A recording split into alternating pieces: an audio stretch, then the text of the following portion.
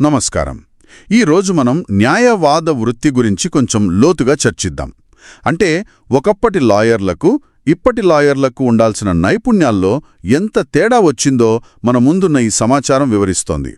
ఒకప్పుడు ఎలా ఉండేదంటే చట్టం బాగా తెలిసి రోజూ కోర్టుకు వెళ్తే చాలు, అదే గొప్ప లాయర్ అని అనుకునేవారు. కానీ ఆ రోజులు పోయినట్టున్నాయి. ఖచ్చితంగా పోయాయి. ఇప్పుడున్న ఈ పోటీ ప్రపంచంలో కేవలం చట్ట పరిజ్ఞానమనేది ఒక పాస్పోర్ట్ లాంటిది. అంటే అది మిమ్మల్ని ప్రయాణం మొదలుపెట్టడానికి అనుమతిస్తుంది అంతే, కాని గమ్యాన్ని చేరడానికి అది ఒకటే సరిపోదు. అవునా? ఈ రోజుల్లో విజయం అనేది ఒక కట్టడం లాంటిది. దానికి 4 బలమైన స్తంభాలవసరం. ఆ 4ంటిలో ఏది బలహీనంగా ఉన్నా ఆ కట్టడం నిలబట్టం కష్టం. ఆసక్తికరంగా ఉంది. అయితే ఆ 4 స్తంభాలేంటో కొంచెం విడమరిచి చూద్దామా? మొదటిది అత్యంత కీలకమైనది, చట్టంపై పట్టు. అదే లా నాలెడ్జ్ అంటాం. ఇది పునాది లాంటిది కదా? అవును, అది పునాదే. కానీ ఇక్కడే చాలామంది, ముఖ్యంగా యువ న్యాయవాదులు ఒక పొరపాటు చేస్తారు. ఓ, ఏంటది?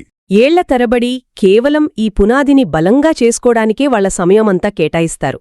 కాని ఈ సమాచారం ప్రకారం, అంటే కమ్యూనికేషన్ లేని పరిజ్ఞానం లైబ్రరీలో దుమ్ము పట్టిన పుస్తకం లాంటిది. నిజమే. దాని బయటకు తీసి అందరికీ అర్థమయ్యేలా చెప్పినప్పుడే దానికి విలువ. అదే మన 2వ స్తంభం, కమ్యూనికేషన్.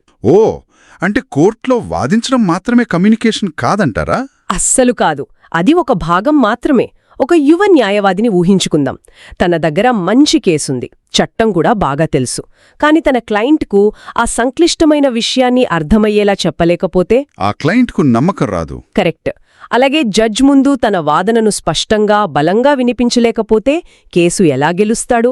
కాబట్టి స్పష్టంగా మాట్లాడటం, ఎదుటివారిని ఒప్పించడం, అన్నిటికన్నా ముఖ్యంగా క్లయింట్ చెప్పేది ఓపిగ్గా వినడం కూడా ఈ కమ్యూనికేషన్లో భాగమే. సరే, ఒక న్యాయవాదికి చట్టంపై మంచి పట్టుంది, మాట్లాడే నైపుణ్యం కూడా ఉంది. ఇంకేం కావాలి? ఇక్కడే 3వ స్తంభం వస్తుందా? సరిగ్గా పట్టుకున్నారు. అదే విజిబిలిటీ, అంటే గుర్తింపు. మీ నైపుణ్యం మీ ఆఫీసు 4 గోడలకే పరిమితమైతే లాభమేంటి? అది బయట ప్రపంచానికి తెలియాలి కదా. అంటే ప్రచారం చేసుకోవాలా? యాడ్స్ ఇవ్వడం లాంటివా? అది కాదు. ఇది కేవలం యాడ్స్ ఇవ్వడం గురించి కాదు. అంటే ఒక న్యాయవాది తమను తాము ఒక బ్రాండ్గా చూసుకోవాలి. ఇది కొంచెం కొత్తగా అనిపించవచ్చు. అవును, కొంచెం కొత్తగానే ఉంది. ఉదాహరణకు, ఒక కార్పొరేట్ లాయర్ ఉన్నారు. కంపెనీ చట్టంలో వచ్చిన కొత్త సవరణల గురించి లింక్డ్ఇన్లో ఒక చిన్న విశ్లేషణ రాస్తే, ఓ, అది వారి నైపుణ్యాన్ని క్లయింట్లకు, తోటివారికి తెలియజేస్తుంది. సరిగ్గా అదే. లేదా ఒక క్రిమినల్ లాయర్ ఒక సెమినార్లో మాట్లాడితే తన సబ్జెక్ట్పై తనకున్న పట్టును ప్రదర్శించినట్టవుతుంది. ఇది ప్రచారం కాదు, విలువను అందించడం ద్వారా గుర్తింపు పొందడం. అర్థమైంది. ఇక చివరిది 4వ స్తంభం, నెట్వర్క్.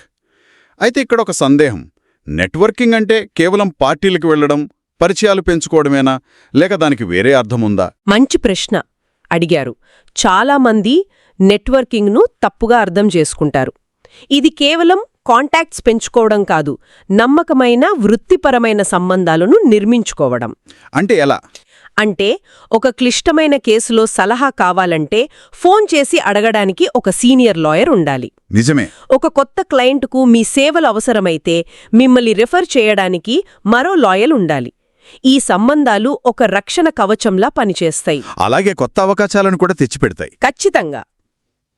అంటే ఈ 4 స్తంభాలు ఒకదానితో ఒకటి ముడిపడి ఉన్నాయన్నమాట. ఒకదానికొకటి సపోర్ట్ చేసుకుంటాయి. అవును. మంచి నెట్వర్క్ ఉంటే విజిబిలిటీ పెరుగుతుంది.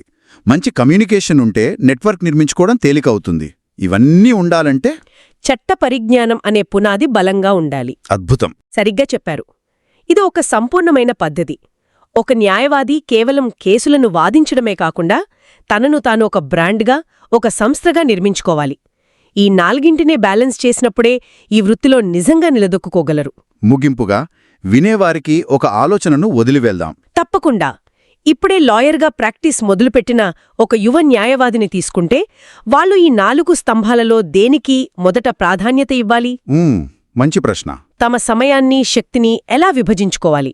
అన్నింటినీ ఏకకాలంలో నిర్మించుకోవడం సాధ్యమేనా? లేక ఒకదాని తర్వాత ఒకటి నిర్మించుకోవాలా? ఈ ప్రశ్న గురించి ఆలోచించవచ్చు.